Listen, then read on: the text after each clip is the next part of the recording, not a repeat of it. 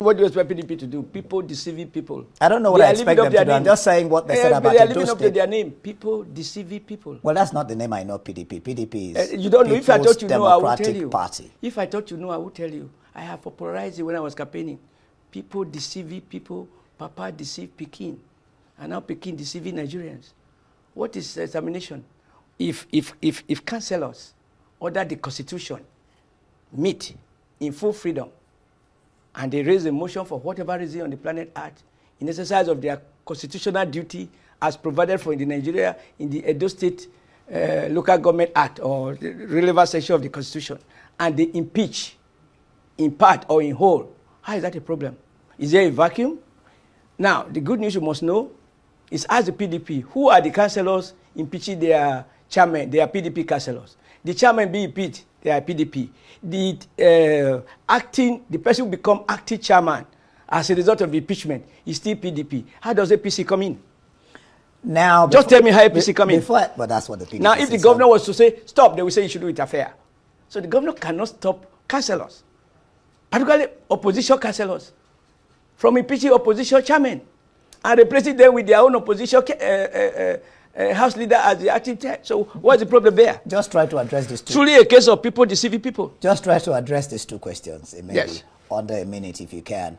How confident is the APC that the courts won't overturn Obewola's victory?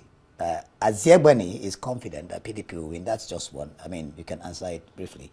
And then the fear that Nigeria is gradually moving towards a one-party state. These are two related questions. But the first one, you, the media, should stop encouraging statements that are sub judice. You want me, as a law-abiding citizen, a former governor, a city senator, a former chairman of a governing party, to sit down here and say, I know what the outcome of a judgment will be.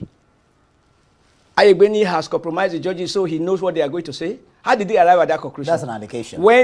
He shouldn't make such things. No, he is saying. I was there, listen, I was there, they asked me what is my expectation. I said, justice.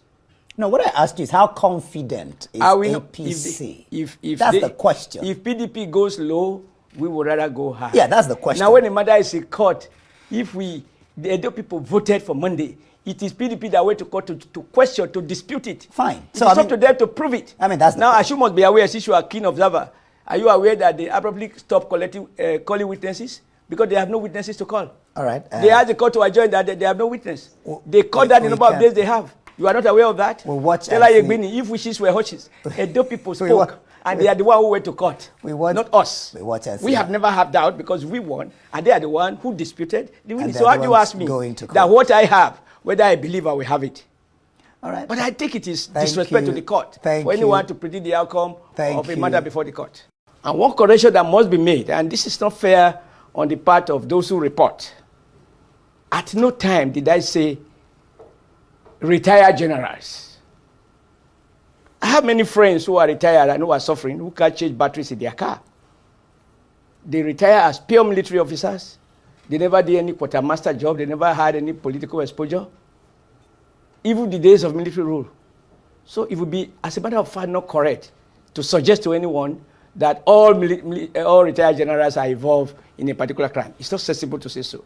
That would border on reckless, sweepy generalization. That is not what I said. I said the problem is that some, and I still believe it to be so, I know it to be so.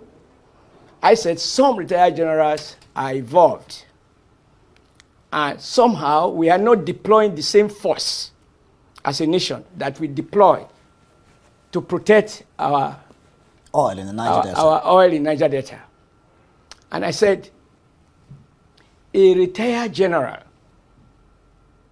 who I had the honor of appointing and who graciously accepted to serve as a returning officer in a primary election when I was national chairman of APC.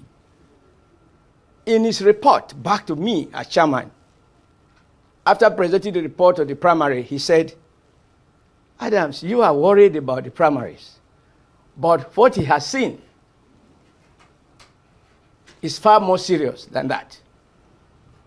And that the banditry that is evolving or kidnapping, as it then was, or kidnapping, there was no use of the word banditry then, that those kidnappers, in the first instance, are in the services of very powerful, in his own word, powerful, some powerful retired generals. And the youth chopper, this was a retired general telling me to the illegal site, as they take the mined gold and whatever is it that they are mining, they drop weapons to civilians who have been trained on the use of those weapons to provide protection for the illegal mining activity. He added that sometimes, of course, they offer that protection, but some other time they divert these arms to now terrorize innocent citizens, or sometimes kidnapping. Yeah. And I then said to him, there is no way I can comprehend what he was the saying. story because I have no military training or security training. And I pleaded with him to do a summary, not more than 2, maximum 3 pages, that I will submit as chairman of the ruling party at that time. I will submit to the president, who incidentally is a retired general before becoming the president of Nigeria. So he will understand the issues clearer, and advise him, put your phone number, so that the president can call you if he so wish, and you can give him this detailed security dimension. Because he warned me that if that thing is not checkmated, what is happening in the Northeast will be a child's play. It's so sad how Adams Oshimole was running away from the main discussion to fly about, talking about, because even though the discussion was about Edo politics, how they had issues with the government, the chairman being impeached, or the councillors and all of that, there are different squabbles. He talked about it. But one of the things Adams Oshimole said that is making people drag him, if you had listened carefully to the presenter, the Arise TV presenter, he asked him to answer the question he was asked. He was deviating from the question to say other things. Because you see, one thing about people who are orators, and they know that their party is not doing well, just they want to make sure that they present their party as good. Why is he even, the question I want to ask is, why is he even talking for the governor? You heard when he said the governor cannot. And then you guys remember I did a video a few days ago or weeks ago where I posted how Adams Oshimole, being a senator, they were in a committee that he chaired. He was one of the chair people or the leaders of the committee.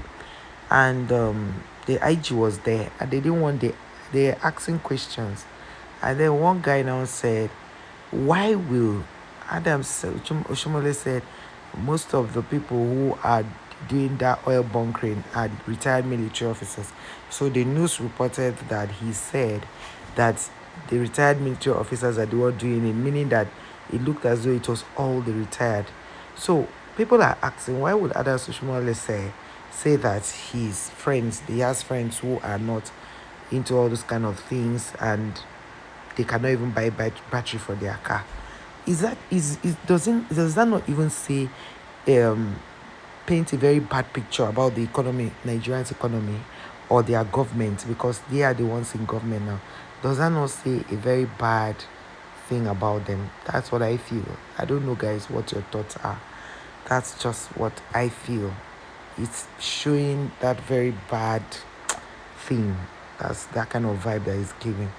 But guys, let me know your thoughts on the comment section. Thank you so much for watching this video to this end.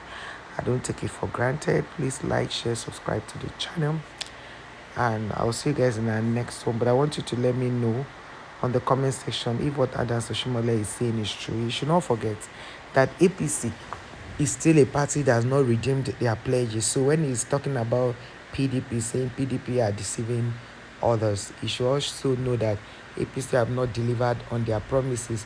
It's almost 2 years since they took over power, and it's still business as usual.